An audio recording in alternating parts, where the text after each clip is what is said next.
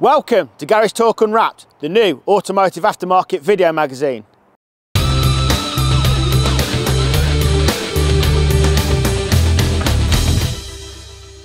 In this first ever episode of Garage Talk Unwrapped, we hear from Tony Lynch on how he modified his vehicle for success.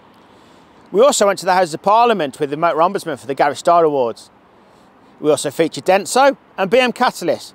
So what are we waiting for? Come on, let's go! Here is Lynchy though.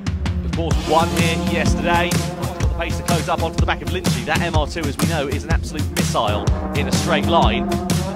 So it is Lynchy once again at the front of the race. How many times have we said that? Hi folks, my name's Tony Lynch, British Rallycross driver, currently running in the retro class, running a Toyota MR2. Been in partnership with Lansdale Tyres for the last 4 years and really excited about doing this interview.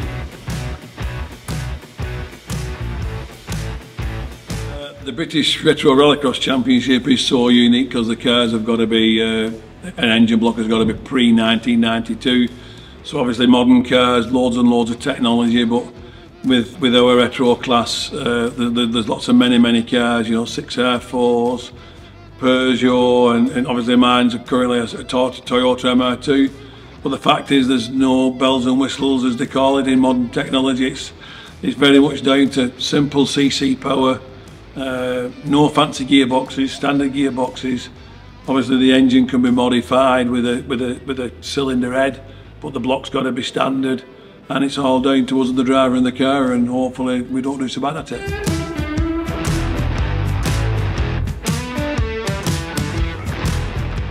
I've enjoyed the racing season this year. It's been fantastic. It's actually been better than last year. Obviously we all learned over the last few years, and we was much more prepared. We had, you know, total reliability about the car, and that's the biggest thing that, you know, I think we've done very well this year because of the reliability. The car's never let us down, never broke down, and that's the biggest thing with the older cars. You know, a lot of them do break down. We've also had a new engine built, which was obviously gave us a bit more power, and I've learned how to stable the car. We've worked really hard with the suspension, and we've got the situation now where people always used to say to me, "You'll never get the Toyota to run like a Mark II Escort," which was my dream, really. And if I'm being perfectly honest, I think I've conquered it, because I do drive it like a Mark II Escort. The engine's in the back, and you'd expect a pendulum movement, but we've altered all the suspension to suit within the regulations. And between the car and myself driving, I think we've come up with a good package, and I think it works really well. Well, for the rest of the seats, if I'm being honest, we're in a very fortunate position, because we've actually already, you know, we've managed to win the championship with 2 rounds to go. So, you know, what I'd like to do is the pressure's off, so I can thoroughly enjoy it. What we will start doing is we'll start adding weight in the engine bay, because we would like to, you know, probably change engine and change classes, but we need to make sure that the car, you know, you can't just bang a bigger engine in, as in big heavy, because the car's got to handle the same. So what we'd probably do is probably like look forward, because we know our plans, we know what we'd like to do, and we'd probably add the weight in it and try and learn and develop the car, because we're in a very privileged position, because the thing's already in the bag. If we weren't in that predicament, I'd have had to have been steady Eddie and just, you know, first over the finish line is always the priority, but now I can relax, and if I make a mistake, it's not as bad, but it's all about living and learning, and hopefully we can learn for the future.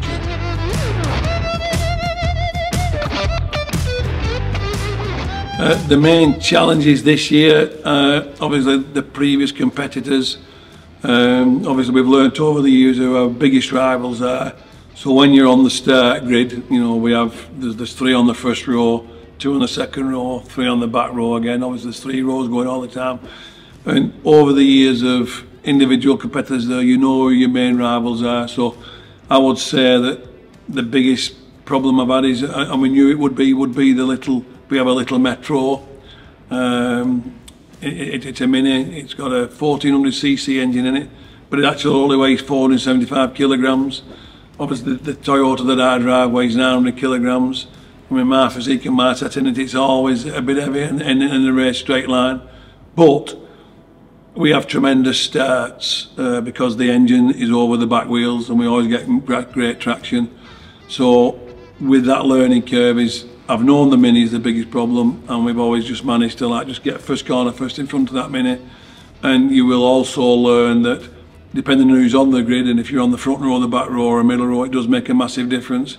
And obviously just with experience we've learned that who's a big challenger and who's not, and that's been the biggest thing for me. So I'd say the challenges is me keeping my racing head on and not taking stupid chances, and which I have done in the past.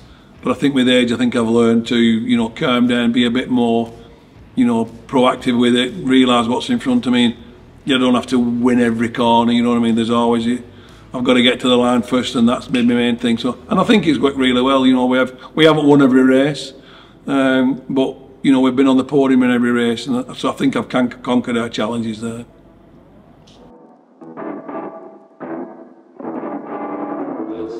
Well, supported by Lansale tyres is you know, it's fantastic. Obviously, without sponsors, we couldn't do anything. I've been sponsored obviously for many years now, but the Lansale tyres brand coming on and the support they give us, and everybody's ever so friendly as well, you know, and it works really well. And we always just do our best as a team to try and present ourselves well. You know, we'll have the same jackets on, the same caps on, the same t-shirts on, and we don't need massive budgets, and we do it on a fairly bit of a shoestring. But without Lansale tyres, we simply couldn't do what we do, and you know, we'd like to think that they respect what we do for them just as much as, you know, we need them. And I'm very, very grateful, and hopefully in winning the championship, hopefully that's repaid the, you know, made them feel that hopefully they can sponsor us again in 2024. And coming up in part 4 of today's show is the second part of the interview with Tony Lynch. So stay tuned. Starting a Lamborghini with a key is easy. Let me show you. Foot on the brake, hit the start button, and away we go. And that's the exact reason why I don't want it to get stolen. That's why I've got 24-hour security to keep my car safe. No, not just in. One of these, a CAN Phantom. This device here will stop any vehicle from being stolen. Henry's going to install this device in my car, and I'll be back in an hour to see how it works. So it's an hour later. Will my car start? No. Let's try it. Foot on the brake as before, start button. Nothing. The only way I'm going to be able to start this car is with a code. There is loads and loads of combinations you can do and loads of different buttons you can use. So it's left, right, down, and lock. Indicators are flashed. Even if someone has your key, they can't start the car. If someone clones your key, if someone scans the front of your house, they can't start your car. The only way this car will now start is with a key and a code. This can be fitted onto any car, is that correct? Any car. So yes, this is a Lamborghini, but the most common cars that are getting stolen at the moment are the Range Rovers, the BMWs, and the Audis. CAN Phantom, fit it, keep it.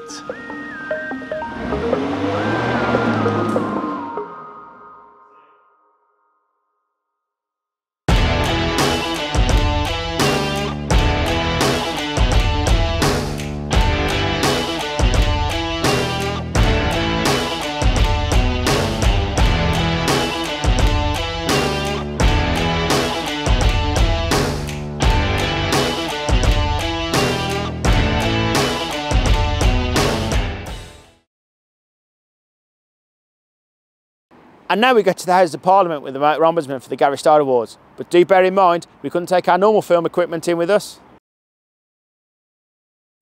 Probably the highlight of our year. So this year, 4th year of doing the Garage Star Awards, biggest number of nominations from customers of dealers and garages up and down the country. And we're here tonight to kind of celebrate the winner. And the winner is with us, having drinks next door. It's fabulous. I mean, our offices are about 5 minutes away, but we rarely come. You just take it all for granted. But I think for the winners tonight, it's a really great event. Yeah, I mean, we do a lot with trading standards. Work with them during the year quite closely. I mean, this will be our biggest year in terms of number of consumer contacts, number of consumers that we're helping. I think part of that has been through the cost of living issues that are going on. But I mean, this year we've spoken to 125,000 consumers. We've accepted into the business 8,500 customers. By far our biggest year. And this is, I mean, to come here tonight is kind of the peak of all of that. Really good year. We've had more independent garages join us, more franchise dealers joining us. We're starting to see the influx from China coming in now, so we're talking to them. We've had some that will be joining us before the end of the year. But I mean, overall, very good year, but growth for us. More cases, we've had to recruit more people and try and help more consumers. Probably much is the same. I think the number of contacts and cases will continue to go up. We're just recruiting again to start with more people. But I think for next year, it'll be an interesting one. We're now kind of getting into that realms of AI and how can AI actually help us not make the decisions, because that's got to be done by somebody reading the documentation, but how can we use AI to help consumers give us better case files or better evidence, and then what can we do, how can we read that more quickly to give us the real kind of the pith of what are they complaining about. It'd be interesting to see from an EV perspective where, not today, but the last announcements were made over moving back the EV mandate. But I think again, I think that from what I see the motor industry, it's recovering. And I think registrations will grow. I think for EV, probably the registrations will grow again, but again, I think it will be more on the fleet market. But overall for us, I think it will just be, we will be seeing more cases. And again, we'll be trying to get more businesses more garages to become accredited to us, because the more garages that are accredited, the better coverage we've got for consumers.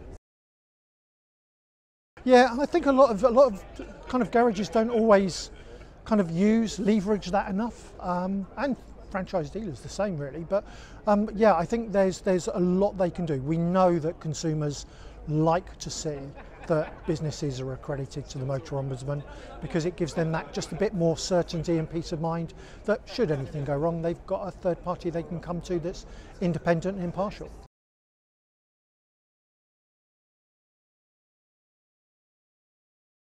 Oh, it's a massive honour to win this award. Honestly, the things that I do, I think, is standard, and just helping people has been recognised and seen as something that's going above and beyond. I'm just here to help people get the right car for themselves. For our company, it's a massive achievement for us.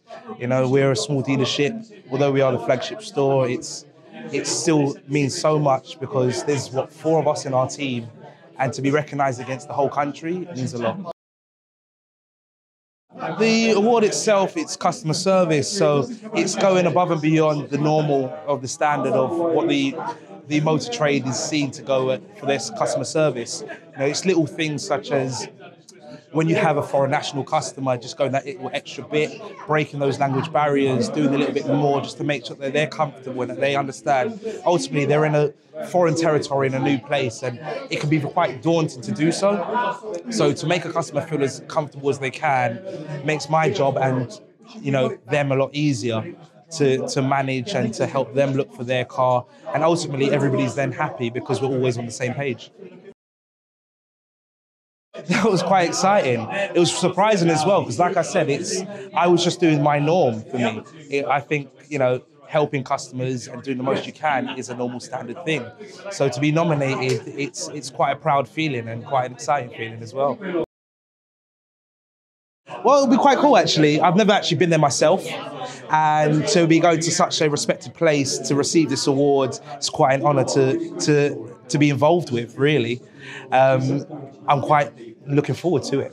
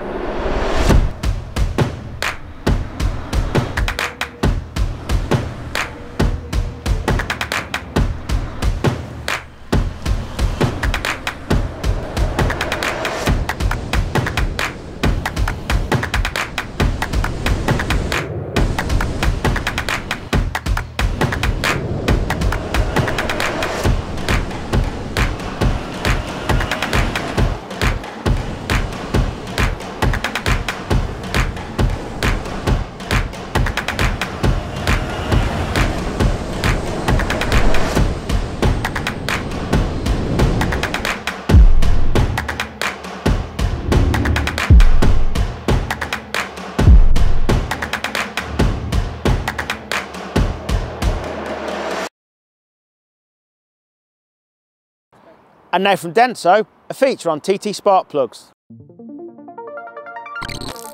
When it comes to racing, high output and peak performance are constantly pushed to their limits.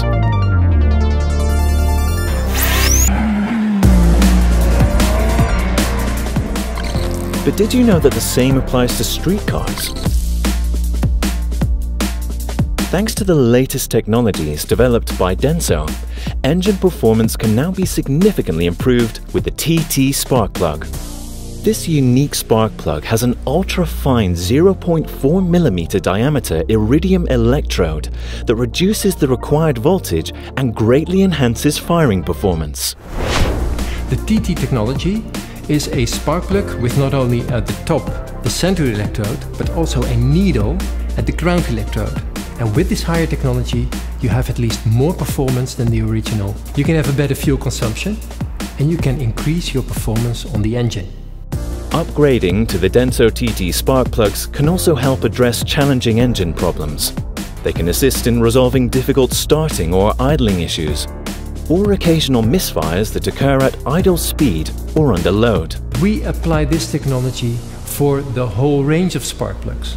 So if you go to the stock that you need for independent aftermarket, you can actually cover much more applications with this one TT spark plug. With the Denso TT spark plugs, you will improve engine power and torque, enhance fuel economy, have smoother engine operation, reduce emissions, and have the ability to overcome engine issues. Visit the e-catalog for a wide range of available spark plugs and get ready to ignite your vehicle's performance. And now we hear from BM Catalyst. Selective Catalyst Reduction Technology, otherwise known as SCR, was first introduced in the 1970s and is often found in power plants, marine vessels and heavy-duty vehicles. It is one of the most cost and fuel-effective ways of reducing nitrogen oxide and nitrogen dioxide, otherwise known as NOx, emissions. SCR technology has become increasingly common in light passenger vehicles following the introduction of the Euro 6 emission standards in 2015. These standards cut permitted NOx emissions by more than 50%. SCR technology can reduce a vehicle's NOx emissions by up to 90%, while also reducing hydrocarbons, carbon monoxide and particulate matter emissions. SCR technology injects a liquid reductant agent through a special catalyst into the exhaust stream of the vehicle. The reductant is usually automotive-grade urea, commonly referred to as diesel exhaust fluid or DEF. The most common brand of DEF is AdBlue. The exhaust systems of vehicles equipped with SCR technology vary. Regardless of the design of the system, they will all apply the same principles, which are their oxidation, reduction and filtration supported by DEF injection into the exhaust stream are necessary to treat the vehicle's tailpipe emissions. For example, untreated diesel exhaust gases produced by internal combustion may travel from the engine to an oxidation catalyst. This facilitates a reduction in hydrocarbons and carbon monoxide, plus oxidation of nitrogen oxide to nitrogen dioxide. DEF may then be injected into the exhaust, upstream of the SCR catalyst. SCR catalysts are generally coated with either oxides of base metals such as vanadium or zeolites of copper or iron. The DEF triggers a chemical reaction that converts NOx into nitrogen, carbon dioxide and water vapour. The ammonia in the DEF is highly reactive with NOx in the oxidising atmosphere of the vehicle exhaust. This is where the selective part of the name comes from. The chemical reaction that takes place is known as a reduction, hence the name Selective Catalyst Reduction.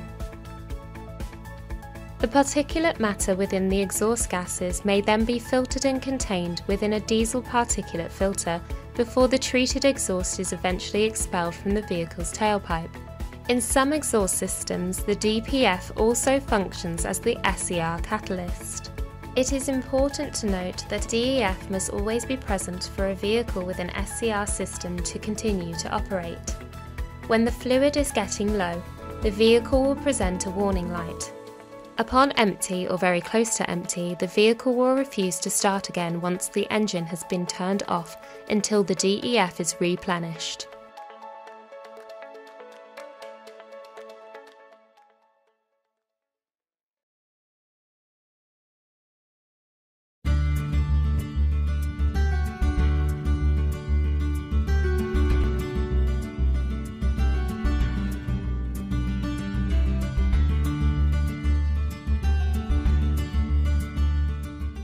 Hi, I'm Alistair Hobbs of Human Results, HR and Employment Law Consultancy. We pride ourselves in providing pragmatic, bespoke commercial advice for all of your employment law needs.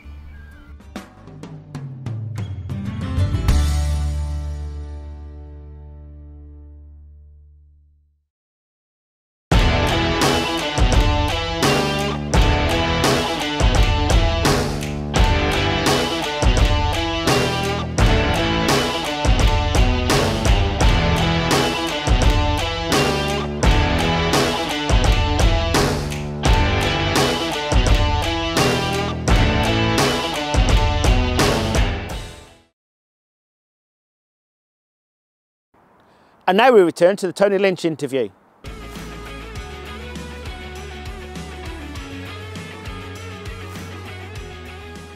The MR2, it's quite a bit of a tale really, because we had retired from Rallycross. We've been multiple champions in Rallycross, and we decided that, you know, obviously my engineer, or one of my engineers, obviously just turned 65 and he'd actually retired. And then what happened was we spent 3 months in the garage and we had no car there, and we just realised that we were kidding ourselves, because 3 months in the garage we just kept meeting and with no car to work on. So we bought this, the original MR2 to go retro rallycrossing, something we hadn't considered before, because it was, you know, let's call it old and let's do something we didn't consider, but we've had a fantastic time. And what's currently happened is I actually rolled that car in Scotland.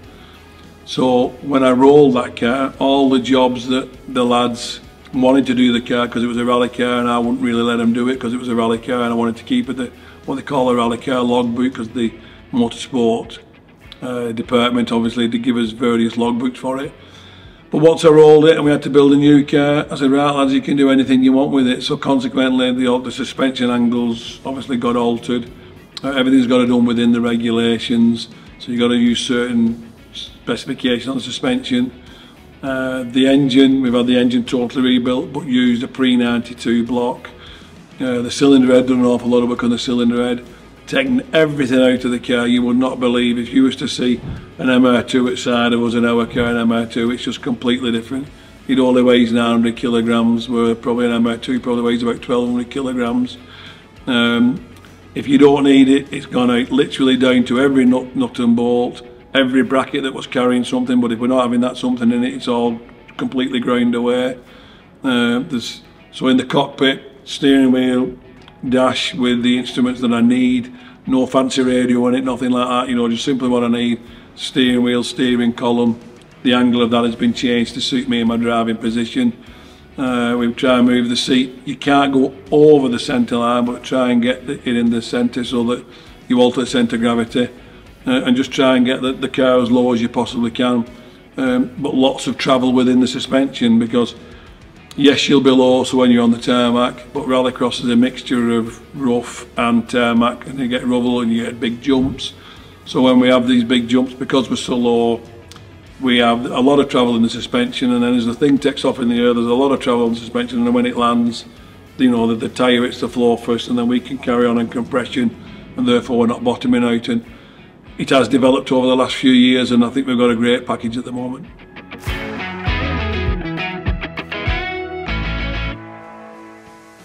The highest and lowest moments of my career, quite difficult really. If I talk about just recently, within our championship we're currently doing, we was in Ireland this year, and one of the low, I suppose if you want to call it low, I mean accidents do happen in racing, but you know, you never expect them to happen to you, or you never want them to happen to you, but when they do, it's not very nice. So the tale with that one was, we was over in Mondello Park in Ireland. We were running the retros and the super retros together. I did make the final. I think I was on the 3rd row, I think. So, you know, I'm running with 2 litres, etc. As I said earlier, my car has fantastic starts. You know, the engine's over the back wheels, it sits on the ground with the back wheels, and when you set off, I've really just come to peace with the car where I always have great starts. Anyway, we have great starts, we get 3rd place before the first corner. I know these people are going to pick me off, but I just thought, right, if I can just stay in contention, and if them 2 lads have a bit of a moment and come together, because there's always door mirrors rubbing, and I thought as long as I'm thereabouts, let's, you know, I'll be in with a chance. Anyway, they did have the moment, it came on turn 1. One went to the left and was having what they call a tank slap of the car, running left and right. One went to the right, that was my chance, I went through. But unfortunately the guy on the right, a big Escort Cosworth, he came on, racing incident, you know, no intent there, but obviously he just didn't look in his mirrors, he didn't quite suss out what was going on. And he came in, just as I was going through, he came back off the grass, probably 70 mile an hour, it doesn't sound a lot, but 70 mile an hour when he goes into the back wheel, and unfortunately caught the wheel, bent the wheel, snapped the shaft, dragged the shaft out the gearbox.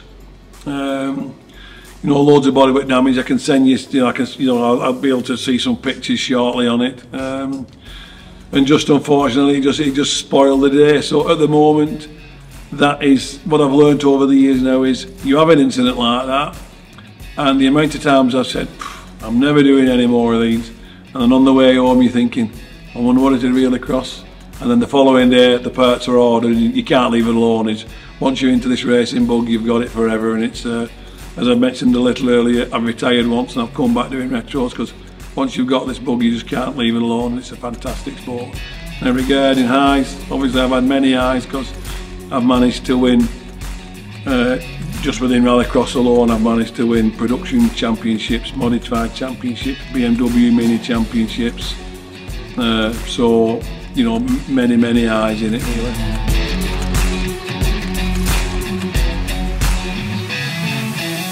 How did I get involved in racing? Well, that's a story, that is a story, and my good lady wife is to blame. Back in the day, like I said, these days with internet and everything, everybody seems to meet their boyfriends and girlfriends online, but back in the day we was in the famous Wigan Casino, obviously Lancashire lad with my Lancashire accent, I probably can't get away with that, but I fancied this girl, and she was dancing around the handbag with a friend, and I was dying to, like, obviously take her out, and we just asked the girl who was a friend, just said, you know, we're going to a rally tomorrow, would you like to come to a rally? I didn't even know what a rally was, I'll be perfectly honest with you. Went watching this rally up in Carlisle, and I just fell in love with the sport. It was just amazing, and I just can't explain. I just fell in love with it. I got involved with all his friends then, and I became a navigator, and then from a navigator I became a driver. And I think I learned an awful lot when I was navigating, with obviously watching the talent of these drivers. And yeah, it was great. I just became a driver, and as soon as I started driving, within 2 years I was North West champion, and probably wish I'd have started a little bit earlier really, but you know, it was a great learning curve for me, and I think I learned an awful lot by being a navigator. And then I simply went rallycrossing, because it was a little bit cheaper than rallying, and that's where I am today, currently in the British Rallycross Championship.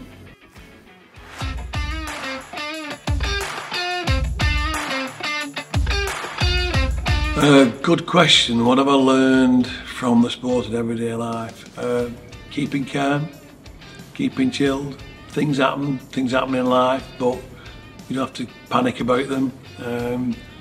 You know, I used to drive, you watch some of my in-car videos from many years ago, and my arms used to be going like bees' wings. You know, the steering wheel was just like it was plugged in, it was just electric. But now you'll watch one of my in-car videos, and the roads will be going left and right, and cars in front of you are suddenly stopping, and you know, you just floor left, you floor right, and just, I would say the main one is just about staying chilled. Always be prepared for the unexpected. When the unexpected comes, don't panic about it, just deal with it. And I think it does work in everyday life as well, to be honest. It's, you know, I mean, things do happen, as you'll all know, but the next time you're thinking about it, just try and not panic about it.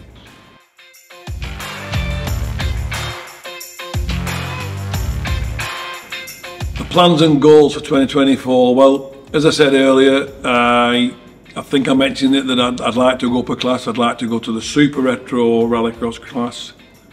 It's a class that is still on. It will be there in 2024. I'd like to fit a new engine, new gearbox, new shafts, try and get 320 to 340 horsepower. There is cars out there with 400 and 500 horsepower, but I don't believe that I need 300 and 400 and 500, sorry, 400 and 500 horsepower. I just think that after 340 horsepower I'll be spinning wheels and not putting the power down. So hopefully, if we can get the support and the help, obviously Lansdale's been fantastic with me all year. Hopefully we can get hopefully a partnership with them again, and it would be fantastic to, you know, win the Super Retro Rallycross Championship with the help and the partnership of Lansdale Tyres.